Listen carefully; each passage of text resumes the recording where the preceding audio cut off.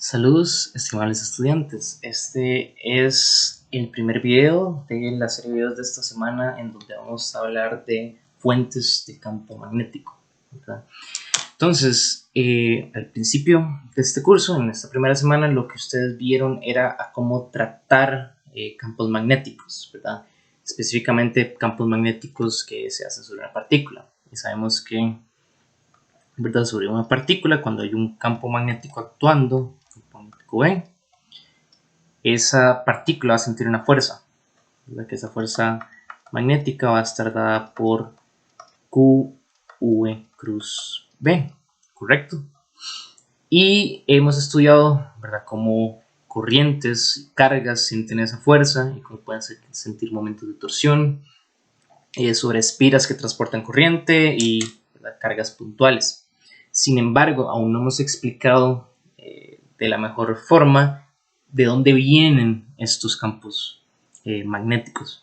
Entonces, ¿verdad?, el tratamiento de estas secciones, la discusión de esta semana va a ser de fuentes de campo magnético, cómo surgen los campos magnéticos, ¿verdad?, a partir de cargas y corrientes. Entonces, como les acabo de decir, una fuente muy común de campo magnético es una carga en movimiento. Entonces, en Física 2 ustedes hablaron de electrostática, ¿verdad? Y hablaron que una carga puntual positiva va a producir un campo magnético, ¿verdad? Una carga positiva va a producir un campo magnético yendo en esta dirección, y un campo, una carga negativa va a producir un campo eléctrico en esta dirección, como se muestra aquí. Sin embargo, al parecer, cuando nosotros ponemos cargas a estar en movimiento, podemos agarramos una carga y le imprimimos una velocidad. Esta carga con dicha velocidad va a producir un campo magnético, ¿verdad? Y ese campo magnético es lo que vamos a tratar de describir en este primer video, de esta primera sección. Esos campos magnéticos debido a cargas puntuales. Entonces, ¿verdad? A la vez, campo magnético de una carga puntual. Estamos hablando por acá. Vemos que, ¿verdad?, al igual que hicimos en electrostática, vamos a usar dos notaciones, ¿verdad? Una notación para ubicar el punto fuente, ¿verdad?, que es donde se ubica la carga, que vamos a ponerle R sub Q, entiéndase sub Q como la posición de la carga, ¿verdad? Y el punto de campo, que es la ubicación, ¿verdad?, el vector de posición que me da el punto donde yo quiero calcular el campo, que es R sub P. Los denoto con esos colores morado y celeste respectivamente. Entonces, ¿verdad?, el vector de separación, la resta, ¿verdad?, entre RP menos RQ, me va a dar el vector de posición que va desde la carga hasta el punto donde quiero calcular el campo, ¿verdad? Que voy a ver que eso es lo que me interesa para calcular campos magnéticos, igual que era lo que me interesaba, ¿verdad?, para calcular campos eléctricos en Física en General 2. Entonces, lo que hemos detectado experimentalmente es que el campo magnético B, ¿verdad?, en este caso también va a ser proporcional a la carga, a la magnitud de la carga, ¿verdad?, y al inverso al cuadrado de la distancia de separación. Esta distancia de separación era la que venía diciendo, ¿verdad?, que es la separación entre la partícula y el punto donde yo quiero calcular el campo, que lo vamos a denotar como un R, ¿verdad?, que es lo que estoy poniendo en verde aquí. Sin embargo, ¿verdad?, la dirección del campo, pues aquí estamos hablando de la magnitud, en esta vez hablamos de que la dirección del campo no va a comportarse como en electricidad, ¿verdad? En campos eléctricos yo tenía que la dirección del campo, ¿verdad?, era la misma dirección del vector de separación que llamábamos R, ¿verdad? Entonces, ¿verdad?, por una carga positiva, el vector de separación sería R, y el campo de una carga positiva con la otra va en la misma dirección, ¿verdad? Esto no va a pasar en campos magnéticos. Esto es lo que discrepa las leyes del magnetismo con, bueno, una de las muchísimas cosas con las que discrepa las leyes del magnetismo con las leyes de la electricidad. Entonces, ¿verdad? Que la dirección del campo magnético no va a coincidir con esta distancia de separación. Entonces, ¿cuál es la dirección del campo magnético? Al parecer, ¿verdad? El campo magnético va a ser perpendicular al plano que se forma de V, que es la velocidad de la carga, ¿verdad? Que está en movimiento, con, ¿verdad?, separación entre la carga y el punto donde yo quiero calcular el campo, ¿verdad? Que es esa diferencia del vector celeste con el vector morado, fucsia. Entonces, como les había dicho, yo voy a llamar a R a esa distancia de separación, voy a llamar el vector de separación y voy a medir todo, ¿verdad? Cuando ya pongo todas las relaciones de proporcionalidad en la ecuación, me voy a dar cuenta, ¿verdad?, que la magnitud del campo magnético de esta constante, que se llama la constante de permeabilidad magnética al vacío, que va a ser bastante importante. Bueno, ahora es importante, pero va a ser mucho más importante cuando hablemos de ondas electromagnéticas. Va a depender de la carga, la magnitud de la carga, de la rapidez de la partícula, ¿verdad?, el ángulo entre el vector de separación, ¿verdad? El vector de separación, recuerden, es si aquí está la carga y aquí quiero calcular el campo en el punto P, el vector de separación corresponde a esto, es la carga Q, y la velocidad de la partícula, esta que nota, y este ángulo, ¿verdad?, que aparece dentro de un seno en la ecuación, es el ángulo entre esas cantidades. Y obviamente depende de la distancia de separación al cuadrado. Entonces, teniendo todo eso en cuenta, pueden notar que, bueno, si me sale un seno del ángulo entre dos vectores, bueno, eso es un producto cruz, la magnitud de un producto cruz. Entonces, si yo quiero poner el campo magnético en notación vectorial, sé que me tiene que salir un producto cruz aquí de R con V. Sin embargo, noten que aquí no sale la magnitud de R, ¿verdad? No sale la distancia de separación entre uno y el otro. Entonces, tengo que ponerlo como un vector unitario, ¿verdad? Ese producto cruz. Entonces, esta fórmula de conversión vectorial aquí abajo. Entonces, vemos que en esa fórmula voy a tener el campo magnético, va a ser igual a la carga por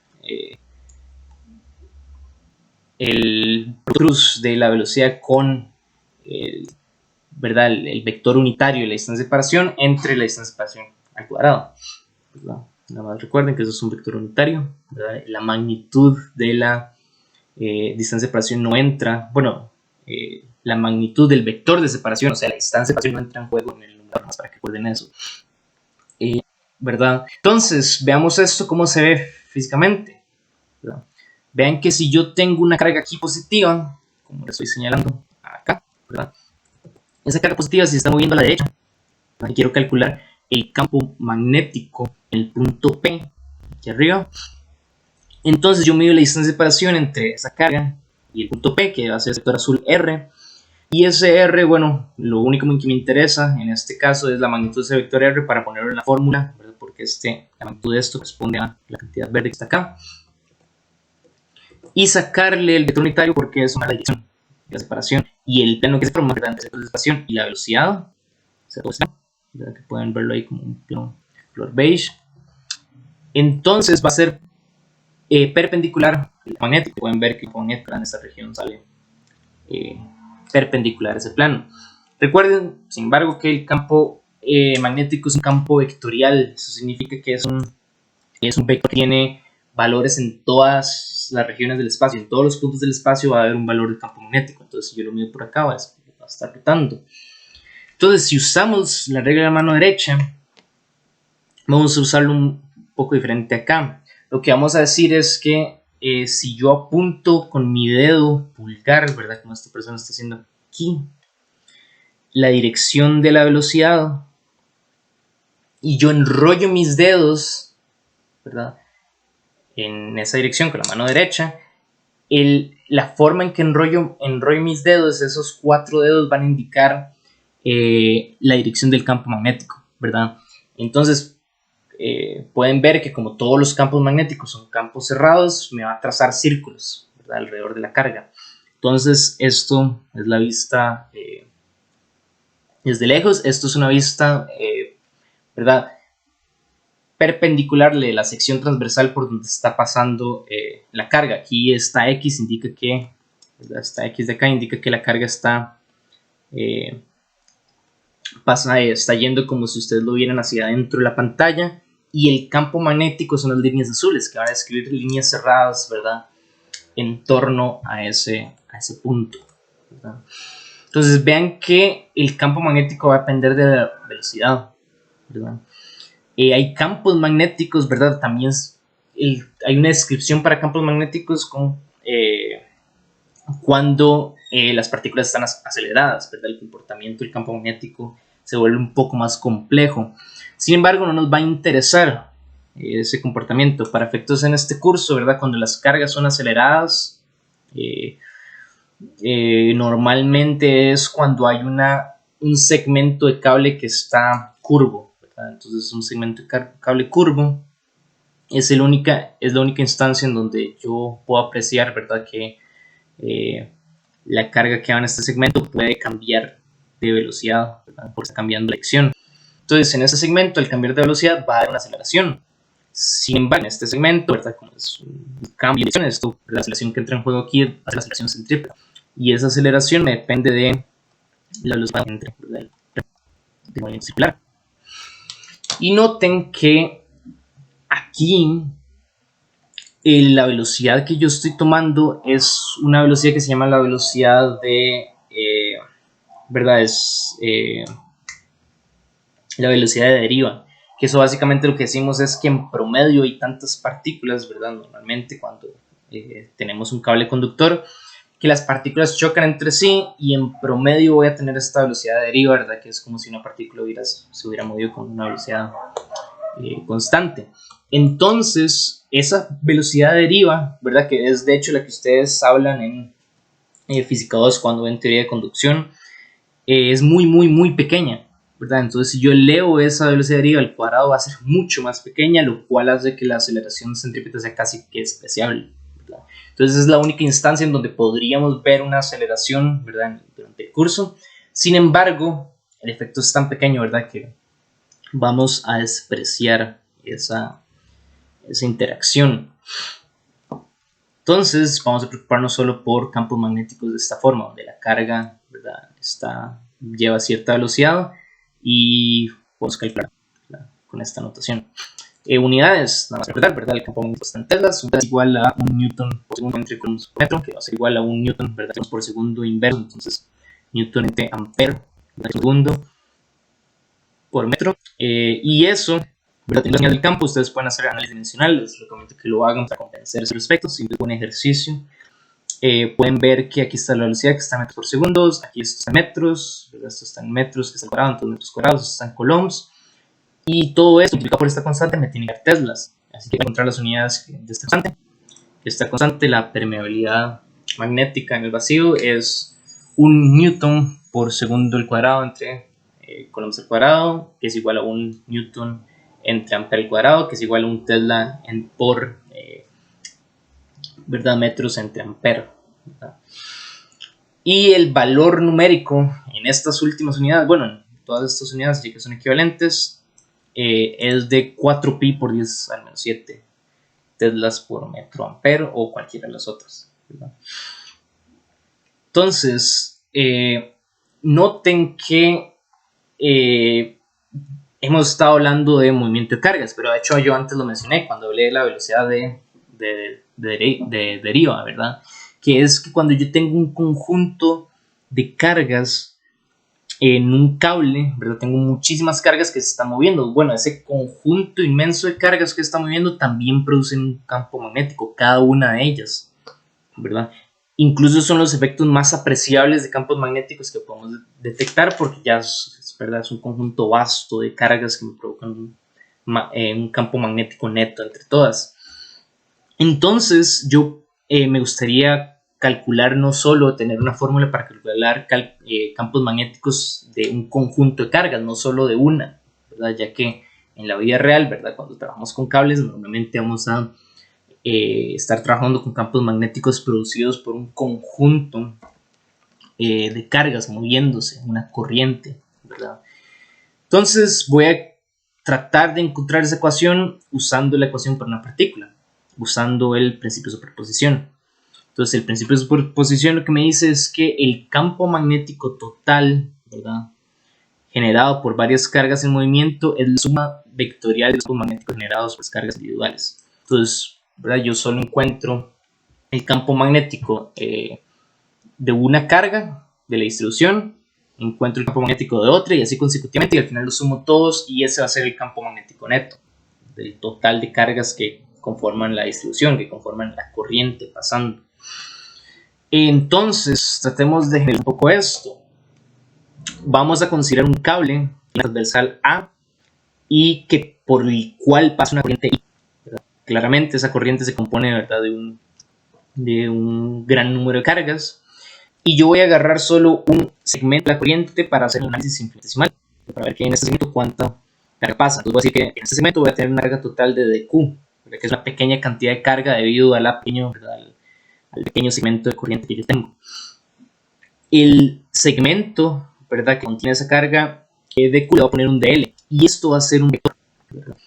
La dirección siempre apunta en la dirección de la corriente, ¿verdad? Entonces, como la corriente no es formalmente un vector, voy a asociar un vector del segmento, ¿verdad?, en el que esa información me va a dar la misma dirección por donde va la corriente, ¿verdad?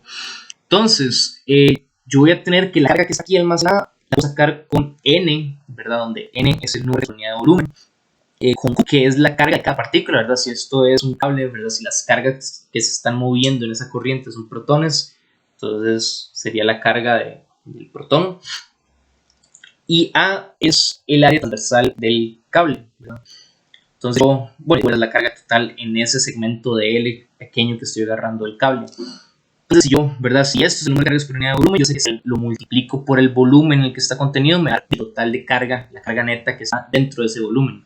Entonces, en este caso, el volumen sería el segmento de L y A es el transversal, entonces es el volumen, ¿verdad? Entonces, el volumen lo multiplico por N, que es la densidad de cargas, ¿verdad?, por unidad de volumen, y es el número de cargas de ese volumen. Y esa carga lo multiplico por el valor que tiene cada carga y tener la carga asociada a esa región. Entonces, lo que quiero decir es que esta carga neta de este pequeño segmento, ese segmento es tan pequeño y todas las cargas que están ahí, todos los protones que están ahí, ¿verdad?, los efectos aleatorios con los que se mueven, que unos golpean a otros son acelerados, otros son desacelerados. Entonces ese efecto neto va a comportarse como si fuera solo una carga con carga neta de Q, ¿verdad? Todos esos movimientos se compensan unos con otros, que son despreciables, entonces todos esos movimientos va a parecer como que se mueve en línea recta esa carga de Q a lo largo del cable. ¿Con cuál velocidad? Bueno, eso es justo lo que hicimos, ¿verdad? Este argumento que estamos diciendo ahora es justo el argumento que hablamos en teoría de conducción, teoría de Drude, cuando lo vimos en Física General 2, ¿verdad? Que este movimiento es equivalente a que una carga de Q se desplace con una velocidad deriva V sub D, ¿verdad?, a lo largo del cable. Entonces voy a decir que voy a usar la ley, ¿verdad?, que encontré antes. Voy a encontrar el campo magnético debido a esa carga de Q, ¿verdad?, que realmente se compone de muchísimas cargas, pero aquí la estamos considerando todas. El efecto de la totalidad de cargas va a ser solo esa carga de Q, ¿verdad?, que se mueve a una velocidad V sub D. Entonces, usando la fórmula que vimos antes, para la magnitud del campo, voy a tener que, ¿verdad?, dB, que es la magnitud del campo pequeño debido a esa pequeña carga, que realmente es un segmento, ¿verdad?, pero esa pequeña que está moviendo con velocidad, que es como acá, va a ser igual a mu sub 0 en 4pi por dq por vd, que es la velocidad con la que se está moviendo esa carga, ¿verdad?, la velocidad promedio, la velocidad de pi, por el seno del ángulo entre la velocidad y la posición, como vimos antes, entre el espacio separado.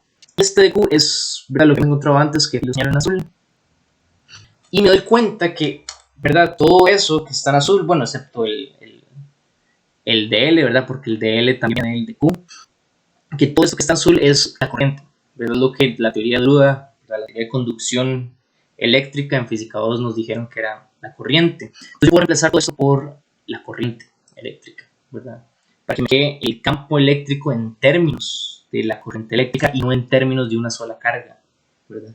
Y eso nos beneficia bastante porque normalmente nosotros vamos a trabajar con corriente eléctrica. Y noten que me sale este mismo seno del ángulo, como antes, entonces esto tiene que venir de un producto cruz, y al igual que antes, ¿verdad? Lo que decimos es que es el producto cruz de L con R, donde R es el vector unitario de separación, o sea, este R, ¿verdad? Es el vector A desde la carga hasta el punto donde quiero cargar el campo, ¿verdad? Y si la carga se mueve, mejor dicho, ya la carga es un elemento de corriente, mejor dicho, un segmento de L. Entonces ahora vamos ubicando ese de L, ¿verdad? Entonces ubicamos un segmento diferencial de L, medimos cuánto es la separación entre S de L hasta el punto que quiero calcular el campo, y ese va a ser, ¿verdad? Bueno, S normalizado, que tenga magnitud U, ese vector que sale acá, hacemos el producto cruz y eso me va a dar la dirección del campo, este seno que sale, o sea, el mismo argumento de antes, solo que estamos tratando con corrientes en lugar de cargas, entonces no podemos ubicar, ¿verdad?, una corriente por esta razón que definimos el vector de L. Podemos definir, ¿verdad?, podemos ubicar pequeños vectores del segmento, ¿verdad? El pequeño segmento lo podemos ubicar. Entonces, como vemos en esta figura, es un poco más claro, yo tengo una corriente que pasa por todo este cable y yo voy a separar el cable en segmentos, ¿verdad? Y ubicar, ¿verdad?, este segmento es tan pequeño, puedo considerarlo totalmente localizado, ¿verdad? Disculpe, puedo considerarlo totalmente localizado en esta sección. Entonces yo puedo decir entonces que la posición desde este segmento hasta el punto que calcula el campo es cero, ¿verdad? Y, ¿verdad?, la dirección se va en el mismo sentido del cable.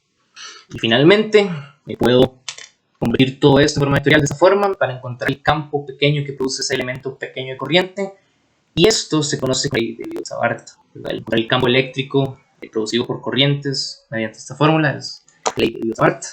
Recuerden que de la punta en la medición de la corriente, y entonces yo puedo encontrar el campo neto, ¿verdad?, de cada uno, ¿verdad?, que ejerce cada uno de esos elementos de corriente, cada uno de esos segmentos por los cuales pasa corriente, si yo sumo todos. Y esa suma, pues, es una integral porque los elementos de corriente son infinitesimales. Entonces yo, al integrar todo esto, ¿verdad?, me queda un campo magnético neto, que es el campo magnético que se siente en el punto P debido a todo el cable, ¿verdad?, que está compuesto por cada uno de esos elementos de corriente. ¿Verdad? Igual, como ustedes pueden verlo, la vista transversal al elemento de corriente, y pueden ver que si, ¿verdad?, de esta figura, si el elemento de corriente entra a la pantalla, ¿verdad?, como ocurre acá, ¿verdad?, entonces ese elemento de corriente va a producir líneas de campo magnético como círculos alrededor, igual que una carga. Al final de cuentas, esos son un montón de cargas moviéndose de la misma forma. Entonces, si la corriente está entrando a su pantalla, las líneas de campo magnético van a trazar círculos alrededor de esa línea, ¿verdad?, del segmento que lleva la carga. Entonces pueden usarlo con el regla de la mano derecha. Ustedes nada más ponen su dedo gordo de la mano derecha apuntando en la dirección de la corriente, enrollan sus dedos y la dirección en que se enrollan los dedos, ¿verdad?, que van a ser circulares, van a trazar círculos, va a ser la dirección del campo magnético, ¿verdad? Entonces en esto se concluye, esta es la conclusión de la ley de Biot-Savart.